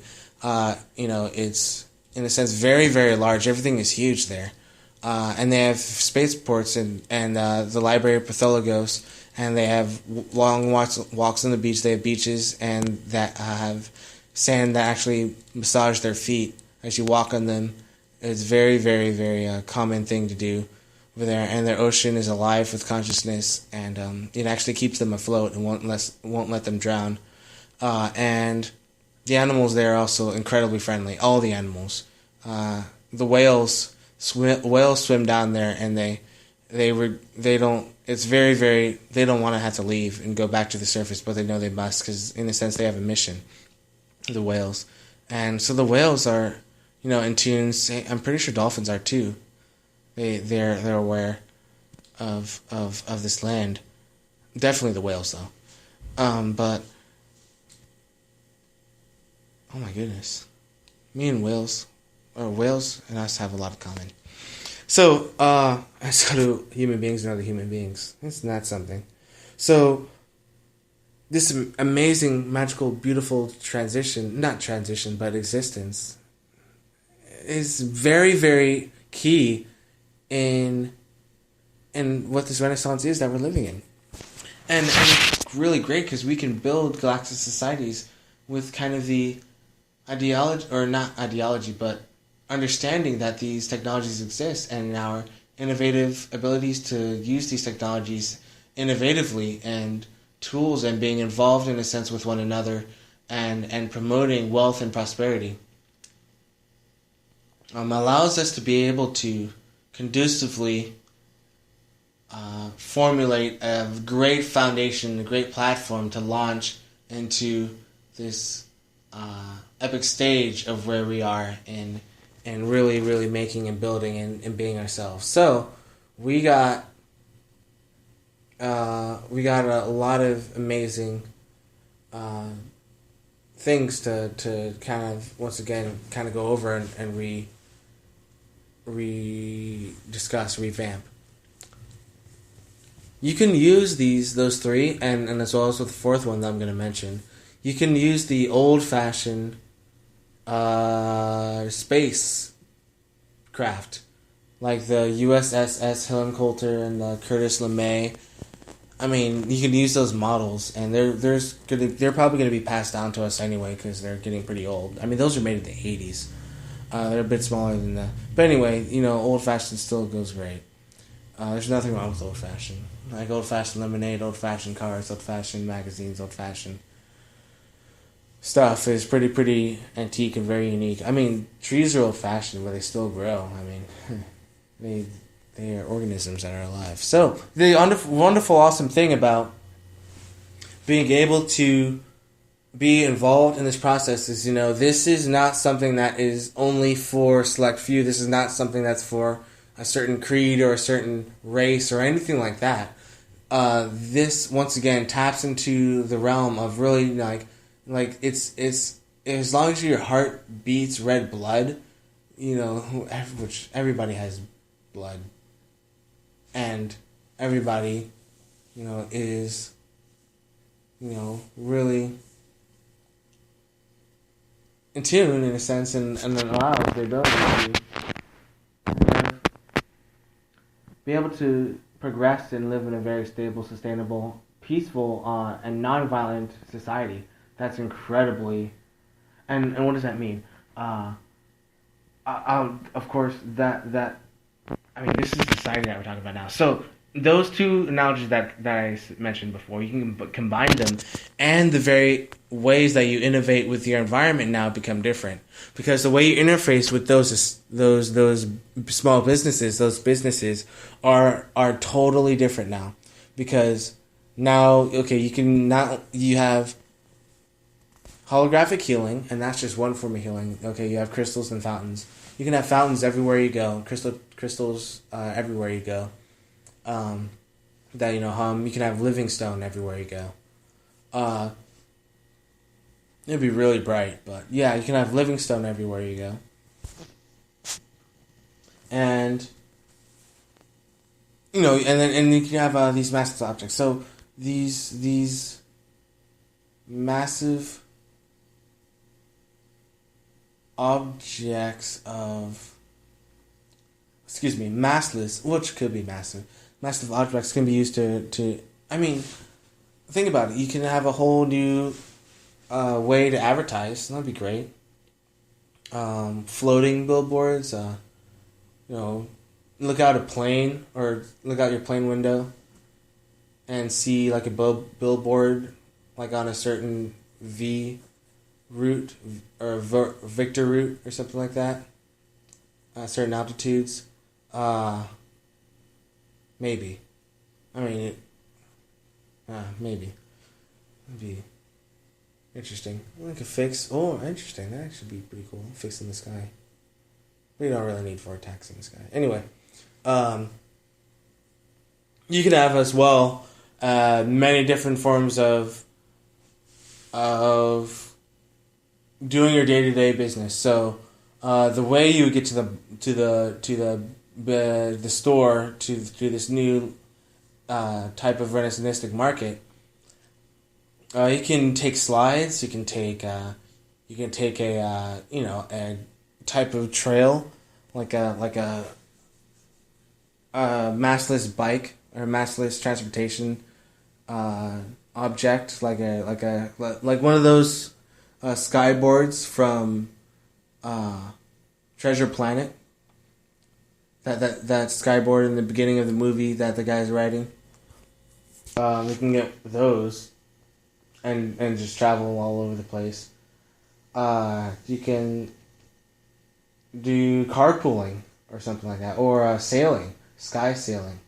Once again, with these massless objects, you could really there's really no limit, and also that just involves a very whole other level of physics that can be used with propulsion and with everyday living and with this sustainability in these objects, in these environments. Very, very, very, very epic. Very amazing. So, being able to do all these things in one society, it combines the very capabilities of what we can at the same time co-creatively plan and co-creatively manifest to build for our prosperity and ourselves. So we're providing for both at the same time, because that's kind of what we always do, supporting our businesses, running businesses, because we provide service, or we provide tools, or provide a business, and it supplies or it supports the business owner and the employees, and or the employer, and or it supports the customers, and or the clients, and or the shoppers. So you got a very, very healthy environment where a very, very healthy environment where it's clearly obvious that there's so much in a sense to do, because it's easier on both. There's more in common in a sense than there's lack, for example. So what I mean by that is, you got all these innovative properties, and then you just add upon them. So the rate that you can pretty much change your business, because you can modify it like overnight, even less than overnight. You can modify it incredibly quickly, because you can basically, in a sense, enhance the system of commerce, the system of production, because you have, just like the assembly line accelerated the rate in which cars can be made, your entire in a sense, like your business in a sense is an advanced form of an assembly line, except you change the very, in a sense, you kind of change the fabric of it. And what I mean by that is, like, once again, you have mass objects. You can create and move those objects at a very high speeds. For example, to move them, assuming that you're just moving them all the time, you are actually able to create change with these innovative, creative abilities. So this really comes down to the point where, okay, we can continuously build and build and build, and it does the opposite of, normally, like, it costs me, I have to fund, this is the cost, this is how much revenue I have, and this is how you do it. No, you have the exact opposite situation. You just have so much wealth and abundance that it's difficult to not agree, it's difficult to disagree with, or let me rephrase that.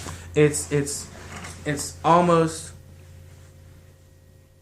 impossible to enter the realm of scarcity. Not almost impossible, because nothing's impossible. But when it comes to the negative ideology of scarcity, you have abundance. You have abundance, and you have abundance, and you have extra. You have surplus. Except it's not a surplus anymore, it's just abundance. Because the thing you have now is you no longer necessarily have a surplus, because surplus says you have more than what you need. You have abundance, meaning you have, in a sense, an infinite supply of that which you make, because that's what the foundation of physics is. The law of nature, Mother Nature's laws, is endlessly supplying of energy into, because that's what happens when you tap into the 0-point energy field. Like, you tap into it. You can read this read about it, and the article is, I'm trying to see if I remember off the top of my head, which I'm pretty sure I do. It is the dipole destroying system, this dipole self-destructing. What we're paying energy companies to do is to destroy the dipole, that, like, to take as much energy to destroy as it does to create it. And paying energy companies to do back. And I'm not bringing down those electric companies because that's really important. It's a huge important to bring back jobs, and I'm not trying to. And now what I'm trying to do is I'm trying to bring innovation because you bring that when you go to the next level. That's beneficial to all of humanity by providing a type of solution that's been there for ages and has been illegally classified. But I mean, it's not just, it's been declassified, obviously. And it's not ever supposed to be classified because these are inventions that have been made. I mean, I'm not going to go try and create another invention that's based off the that's based off the same science and the same physics that already is in existence and already has been made by someone else who spent their hard working time to do. I'm just going to go with that and then build it from there. So what I mean from that, not to be lazy, but to be the opposite of lazy, but to be extremely hardworking. There's a good work ethic, extremely sickening work ethic. Very, very good work ethic to have. The wonderful thing about the abundance is, of course, we have Renaissance problems. There's the phrase "rich people problems." You have abundance problems. So now you're able to literally provide sustenance, stability, and endless sustainability on whatever scale that you want. So let's be realistic here. All right, we got you add this city, or this part of the city, or this tri-city area has now the ability to run all of their electronical appliances, all of their things, and they're able to run it for free. And so now all those bills that they had to pay, nobody loses their jobs, of course, but everybody keeps their energy without having to pay the energy bill, because they actually have the right technology to do so. And of course, not saying that it's like saying I want to get rid of light bulbs. That's like saying Alex Jones says light bulbs are watching. Well, excuse me, I rephrased that wrong. It's like saying there isn't something in the light bulb that's watching you, because there is something in the light bulb that's known to have some. And then that's declassified. And you can read about it. I read about it in the actual articles that explain, or not articles, but actual documents that explain that there are certain types of surveillance technologies inside lighting equipment, such as a light bulb that is known to listen to you. One of the sources that brought that out years ago, way before Vault 7, was Alex Jones, and the listeners, of Alex Jones, they I just assume they read their own. But of course, I'm trying to bring this to Beachhead. We got these amazing technologies such as these zero-point energy devices, which are known to exist, and can be incredibly useful to an entire Tri-City area, which now saves a whole bunch of money. So now every single home, every single transportation system, and every single business in that area runs on some type of energy source, and now they don't have to fund that energy source. Now there isn't a abundance yet, but there is a surplus. So what you got a big surplus on your hands for your establishment. So, like say you like a realistic situation, mostly you would have to fund. Okay, let's be realistic.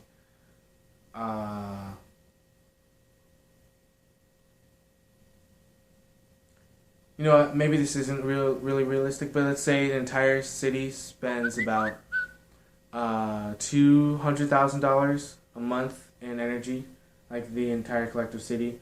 Now, $200,000 goes straight into the pockets of those that are in the city.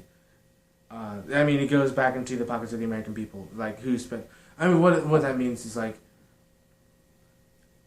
they don't have to spend that money on the bill, so now there's the surplus. They can spend it on other things, and that therefore benefits other businesses. People are going shopping more, people are eating more, or they're going out to eat at restaurants more, and they're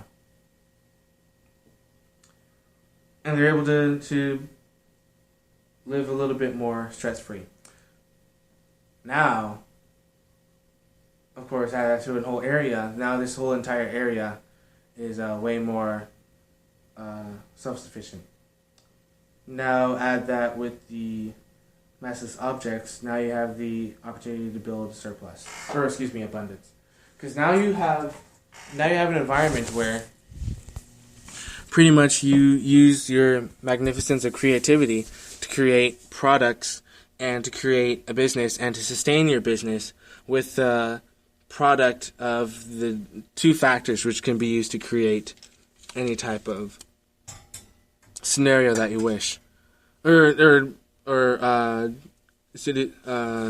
conclusive scenario that you wish. So it's very good, of course, that we have these free markets that are so amazing, but we make these free market great products, and then we are able to fund ourselves even more because we are connected to something called the truth. And the truth will set you free. And that is a very, very, very true phrase because it is about becoming that which we can truly be. Like, that, it means unity.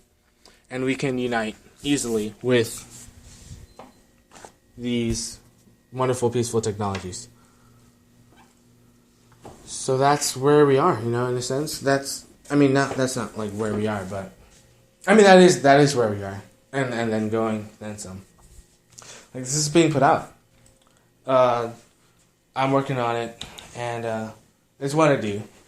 And as in, well, I go to different places and I talk to people, and dang, I work a lot, but this, once again, it's about us. It's about America, and it's about making America great again, and it's about making. Oh, the other thing is we should make. And here's a very good subject, which is kind of touchy, because honestly, I don't think.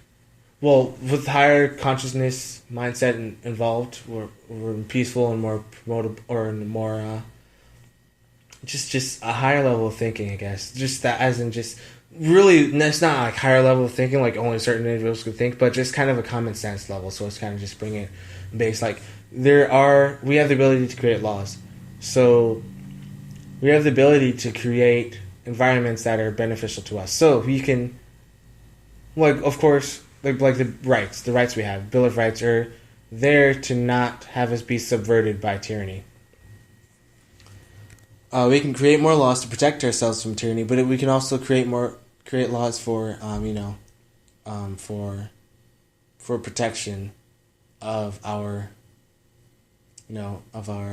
for example, tariffs. Now here's the other thing we can do. These are, of course, this is with imagination we can provide. So think about it, and this is something that I've been meaning to, like I don't think we could have. Well, this is what we can do, as we the people, and then have Congress help us with this. All the you know what I'm talking about. The good, hard-working people in Congress. The good ones. The ones that are, really for the American people. The ones that really care about Americans are the ones that really listen and really pay attention. And of course, there's a lot of them. So we build laws, make laws for a totally new thing. So in the past we've made laws for no taxation without representation, for example, or we've made laws for tariffs and for street laws, car laws, immigration laws. There's trade agreements. I think I already mentioned that. So now let's do it for something else, for other things. Let's defend, because there hasn't been an amendment made in a while, and honestly, it's quite easy to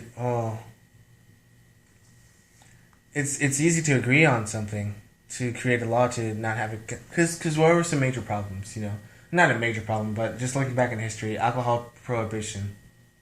It went underground, then got really bad, and then they repealed the abolition, the abolishment of the prohibition, of alcohol. So we got a scenario where we have,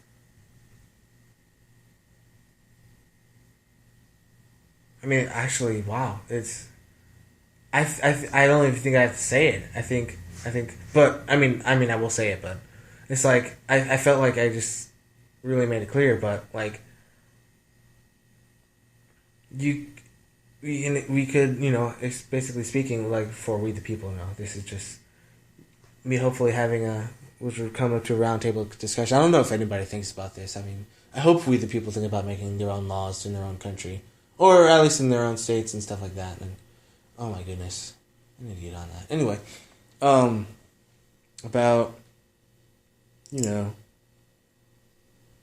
basically having a law that is not for having major corporations, major companies, major media companies, and this is no, it's not necessarily considered targeting, because it's really bad. You've got these mass media companies that are focused on lying, and that's criminal. It's already against a law. It's already illegal. Wait, how is it illegal? Illegal. Oh, because they've done illegal things in that. But there should be, or we should somehow have a discussion going about how we can pass a law to not have mainstream media do what they're doing. Because, here's the thing: most of the Americans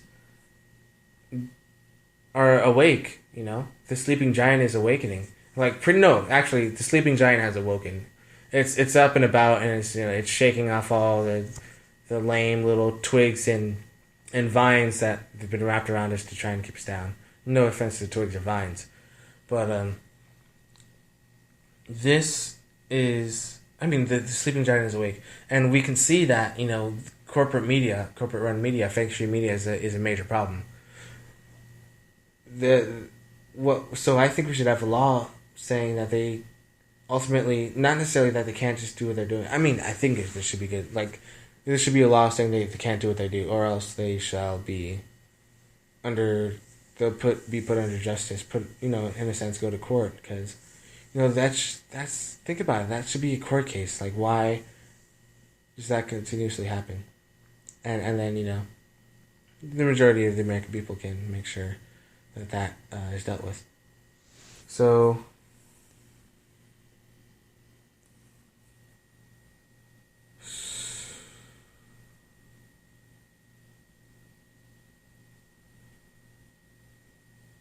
it's a wonderful,